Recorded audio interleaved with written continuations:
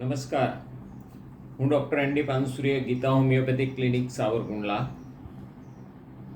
આપણે ગયા વિડીયોમાં વાત કરી હોમિયોપેથિક પદ્ધતિ વિશે થોડી વાત કરી. આજે હોમિયોપેથિક પદ્ધતિ વિશે થોડું સહેજ વધારે ઊંડાણથી થોડી 10 મિનિટ વાત કરીએ. ગયા વિડીયોમાં જોયું આપણે કે હોમિયોપેથિક એક ચોક્કસ સિદ્ધાંતોના આધારે કામ કરે છે, જે નિયમો કુદરતી છે. જેવી રીતે આયુર્વેદ પણ ચોક્કસ નિયમોને આધીન જ કામ કરે છે, જે પણ કુદરતી છે, એ જ રીતે હોમિયોપેથી પણ સોરા, સિફિલિસ અને સાયકોસિસના આધારે કામ કરે છે.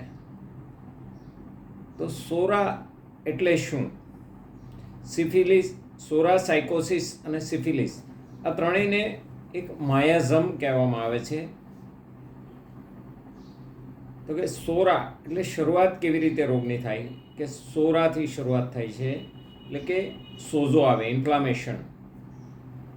પછી તમે લાંબો સમય એ સોરિક સ્ટેટમાં, એ પ્રકૃતિમાં, સોરાની આપણે બીજા વિડીયોમાં જોઈશું કે સોરિક દર્દીઓની માનસિક પરિસ્થિતિ શું હોય છે.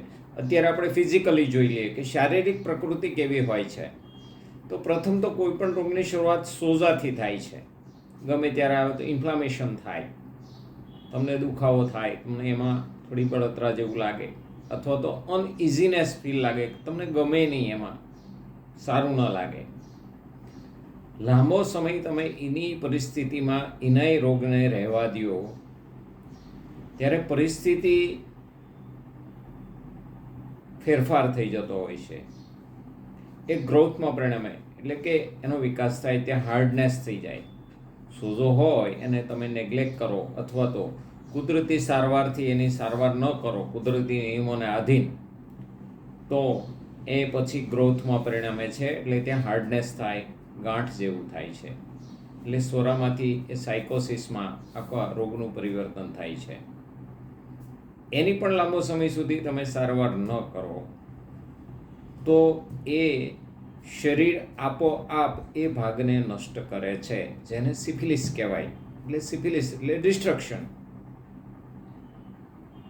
સોરિક પેશન્ટ હોય તો એની પ્રકૃતિ પ્રમાણે ખાલી સોજો દર્શાવે તમને, તમે એને નેગ્લેક્ટ કરો, પ્રોપર સારી યોગ્ય સારવાર ન આપો, એટલે એમાં ગ્રોથ ડેવલપ થાય. એને હોમિયોપેથીમાં એને સાયકોસિસ કહેવામાં આવે છે. અને છતાંય તમે એની પ્રોપર ટ્રીટમેન્ટ, યોગ્ય સારવાર ન કરવામાં આવે તો એ સિફિલિસમાં પરિણમે છે. ત્રણેય દર્દીઓની માનસિક પરિસ્થિતિ અલગ હોય છે, શારીરિક પરિસ્થિતિ ત્રણેય દર્દીઓમાં અલગ અલગ હોય છે. હોમિયોપેથિક આ સિદ્ધાંત ઉપર એક કામ કરે છે. કુદરતી નિયમોને આધીન આ ત્રણેય માયાઝમ્સ પ્રમાણે દવાઓ આપવામાં આવે છે. આટલું જાણ્યા પછી આપણે આગળ જાણીશું કે ભાઈ હોમિયોપેથિક આ પદ્ધતિ ઉપર, આ નિયમો ઉપર સારવાર સંપૂર્ણ માણસની સારવાર કરે છે. આપણે કોઈ અવયવની સારવાર કરતા નથી. દાખલા તરીકે આપણે શરીર રચના જોઈએ તો આપણું શરીર જુદા જુદા અવયવોનું બનેલું છે. જુદા જુદા અવયવો છે એ સેલ એટલે કે કોષોના બનેલા છે. અને કોષોની અંદર એક ન્યુક્લિયસ હોય છે, અને ન્યુક્લિયસની અંદર એક રંગસૂત્ર હોય છે. આખા શરીરનું બંધારણ એ રંગસૂત્રને જીન્સને આધારિત હોય છે, જેને એન્જેનેટિક કોન્સ્ટિટ્યુશન કહેવામાં આવે છે. માણસનું મૂળભૂત જે કંઈ હોય છે એ જીન્સમાંથી જ ડેવલપ થતું હોય છે. એનો સ્વભાવ છે, એના રોગો છે, એના વારસાગત રોગો છે, એ બધું એન્જેનેટિક કહેવામાં આવે છે. તો હોમિયોપેથિક આ બેઝ ઉપર આખા માણસની સારવાર કરે છે, કોઈ અવયવની સારવાર નથી કરતું. દાખલા તરીકે તમને કોઈને અસ્થમા, શ્વાસ છે, તો હાલની પદ્ધતિ પ્રમાણે જે વિલાયતી દવાઓ છે એ પદ્ધતિ પ્રમાણે તમને પંપ લેવાનું કહેવામાં આવે છે. ધાધર ખરજવું થયું હોય તો બહારથી ટ્યુબ લગાડવાનું કહેવામાં આવે છે, બરાબર.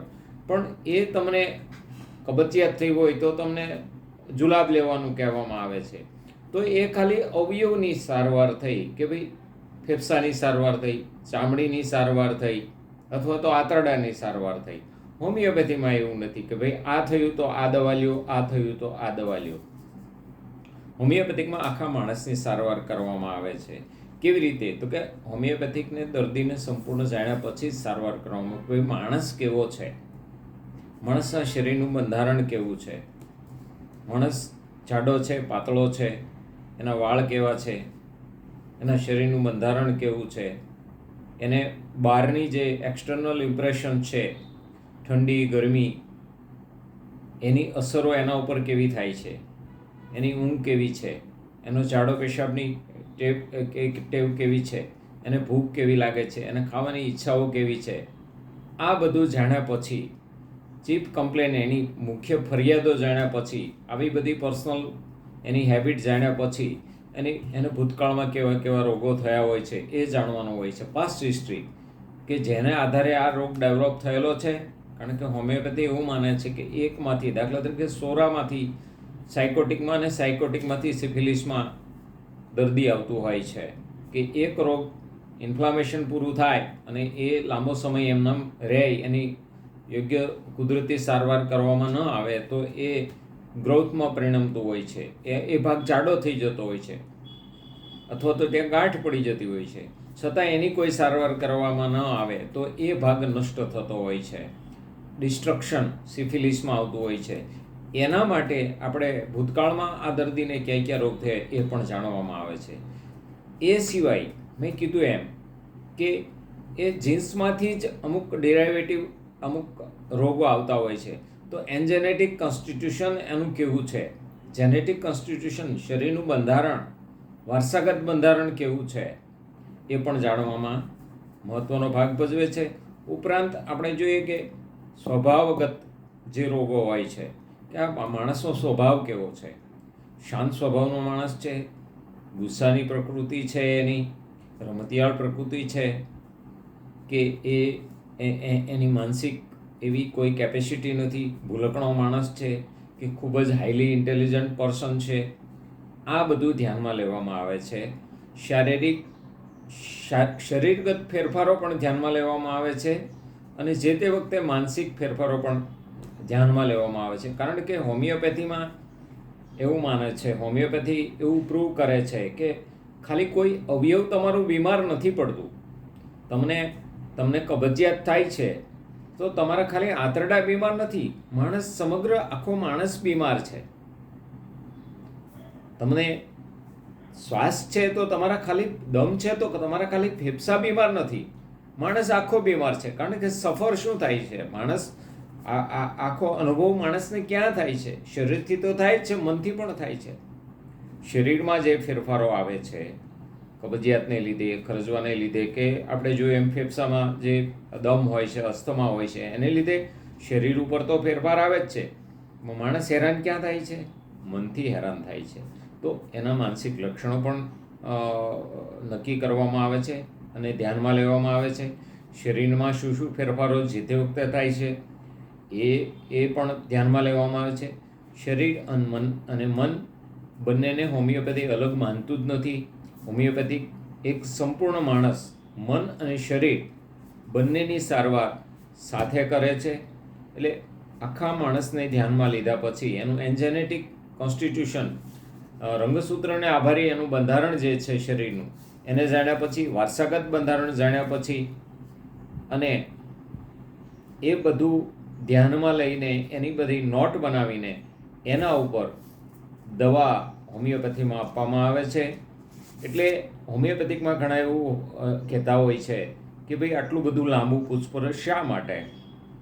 તો હોમિયોપેથિકમાં સંપૂર્ણ માણસને જાણ્યા પછી સારવાર કરવામાં આવે છે. કોઈ અવયવ ઉપર ધ્યાન આપી અને દર્દીની સારવાર કરવામાં આવતી નથી. જય હોમિયોપેથી, જય હનુમાન. વધુ આપણે જાણીશું આવતા વિડીયોમાં.